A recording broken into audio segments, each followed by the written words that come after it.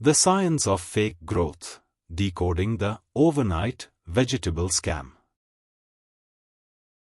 Imagine a vegetable that grows to inches in an entire week. Now, imagine that same vegetable doubling its size in just 8 hours. To a farmer, it looks like a miracle. To a biologist, it's a red flag. Welcome back to BioAugust. Today, we are peeling back the skin on a widespread biological fraud, the use of oxytocin, often called the cuddle hormone, in humans, to artificially stretch vegetables like bottle gourd and pumpkin. While the human body uses oxytocin for emotional bonding, in the world of illicit agriculture, it's used as a growth stimulant. But this isn't true growth, it's a cellular illusion. The cellular stretch, microscopic reality. Let's look at what's actually happening inside the plant tissue. We call this the cellular stretch. In natural ripening, cells divide and expand at a synchronized pace, accumulating dry mass. Proteins, sugars, and fibers. But when a bottle gourd is injected with oxytocin, the hormone forces the cell walls to lose their rigidity prematurely. Think of it like a balloon. Natural growth is like adding more rubber to the balloon so it can grow larger and stronger. Oxytocin injection is like blowing air into a thin balloon until the walls are dangerously stretched.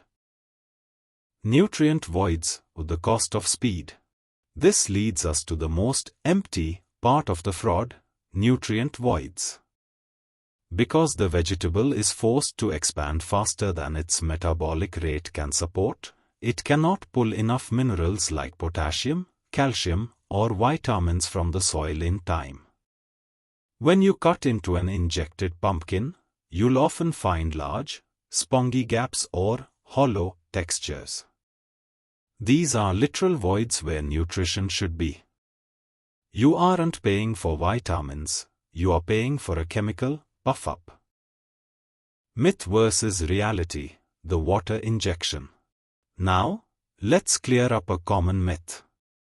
Many people think vendors inject water directly into vegetables to make them heavier. The reality is more complex.